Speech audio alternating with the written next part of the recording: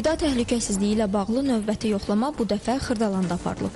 Belə ki, mediada yayılmış məlumatlar əsasında agentliyin əməkdaşları Xırdalanda yerləşən Qardaş Company MMC-yə məxsus kənd təsərrüfatının satış bazarında planlanan kənar yoxlama həyata keçirib. Bazarda məhsulların saxlanması və satış qaydalarının pozulduğu aşkarlanıb. Belə ki, bəzi toyuq və süd məhsullarının sənədsiz satıldığı məlum olub.